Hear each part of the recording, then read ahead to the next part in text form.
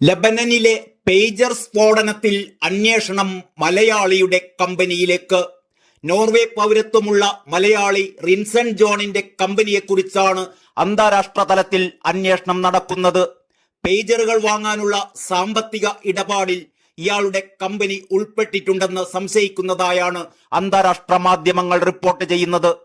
ലബനനിലെ pager സ്ഫോടനങ്ങളിൽ Wayanad സ്വദേശിയായ മലയാളി ഉൾപ്പെട്ട കമ്പനിക്ക് നേരെ അന്വേഷണം തുടങ്ങിയെന്ന് റോയിറ്റേഴ്സ് അടക്കമുള്ള അന്താരാഷ്ട്ര മാധ്യമങ്ങളാണ് റിപ്പോർട്ട് ചെയ്തിരിക്കുന്നത്. നോർവീജിയൻ പൗരത്വമുള്ള റിൻസൺ ജോസിന്റെ നോർട്ട ഗ്ലോബൽ, നോർട്ട ലിങ്ക് എന്നീ കമ്പനികൾ വഴി പേജറുകൾക്ക് പണം കൈമാറി എന്നാണ് അന്വേഷണ ഏജൻസികൾക്ക് വിവരം കിട്ടിയിട്ടുള്ളത്. സ്ഫോടക വസ്തുക്കൾ പേജറിലേക്ക് എവിടെ നിന്നാണ് നിറച്ചത് എന്നതടക്കം ഇപ്പോഴും അജ്ഞാതമാണ്. ഇതുമായി ബന്ധപ്പെട്ട അന്വേഷണം നടക്കുന്നതിനിടെയാണ് ഹിസ്ബുല്ല പേജറുകൾ വാങ്ങിയതിലെ സാമ്പത്തിക ഇടപാട് വിവരങ്ങൾ പുറത്തു വന്നിരിക്കുന്നത്. സാമ്പത്തിക ഇടപാടുകൾ മാത്രമാണ് എന്നും സ്ഫോടനവുമായി റിൻസൺ ജോണിന് നേരിട്ട് ബന്ധമുള്ളതായി ഇതുവരെ തെളിവുകളൊന്നും ലഭിച്ചിട്ടില്ല എന്നുമാണ് അന്വേഷണ ഏജൻസികൾ വ്യക്തമാക്കുന്നത്. അന്വേഷണം പുരോഗമിക്കുകയാണ്. തായ്വാൻ കമ്പനിയുടെ ഗോൾഡ് അപ്പോളോ എന്ന കമ്പനിയുടെ പേരിലുള്ള പേജറുകളാണ് കഴിഞ്ഞ ദിവസങ്ങളിൽ ലബനനിൽ പൊട്ടിത്തെറിച്ച് നിരവധി പേരുടെ മരണത്തിനും ആയിരങ്ങളുടെ പരിക്കേൽക്കലിനും ഇടയായിരുന്നത്. എന്നാൽ തങ്ങൾ പേജറുകൾ നിർമ്മിച്ചിട്ടില്ല എന്നും കമ്പനി ലോഗോ ഉപയോഗിക്കാനുള്ള അവകാശം ഒരു ഹംഗേറിയൻ കമ്പനിയായ BACക്ക് നൽകി എന്നുമായിരുന്നു തായ്വാൻ കമ്പനി വിശദീകരിച്ചിരുന്നത്. ഇതനുസരിച്ച് ഹംഗേറിയൻ കമ്പനിയുമായി ബന്ധപ്പെട്ട് അന്വേഷണം നടന്നു. തങ്ങൾ പേജറുകൾ നിർമ്മിച്ചിട്ടില്ല എന്നും നോർവീജിയൻ കമ്പനിക്ക് ഉപകരാർ നൽകിയിരുന്നു എന്നുമാണ് ഹംഗേറിയൻ കമ്പനി മറുപടി നൽകിയത്. അങ്ങനെയാണ് അന്വേഷണം നോർവേയിലേക്കും അവിടെ നിന്നും ബൾഗേറിയൻ കമ്പനിയിലേക്കും അങ്ങനെ ഈ മലയാളിലേക്കും എത്തിയത്. BACക്ക് ഇടപാടിനുള്ള പണം എത്തിച്ചത് റിൻസൺ ജോസിന്റെ സ്ഥാപനങ്ങൾ വഴിയാണ്.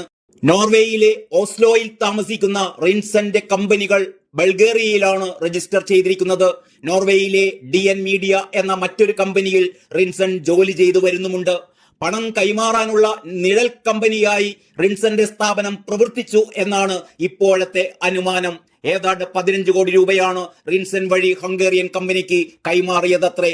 പേജറുകൾ നിർമ്മിച്ചതിലോ സ്ഫോടക വസ്തുക്കൾ ഇതിൽ നിറച്ച ഇസ്രായേൽ നീക്കത്തിലോ റിൻസന് പങ്കുള്ളതായി തൽക്കാലം തെളിവുകൾ ലഭിച്ചിട്ടില്ല. 2ലധികം കമ്പനികൾ വഴി പണം കൈമാറിയിട്ടുണ്ട് എങ്കിലും പേജറുകൾ ആര് നിർമ്മിച്ചു എന്നത് ഇപ്പോഴും ദുരൂഹമായി തുടരുകയാണ്. UK കുറച്ചുകാലം ജോലി ചെയ്ത ശേഷമാണ് റിൻസൺ നോർവേയിലേക്ക് കുടിയേറിയത്.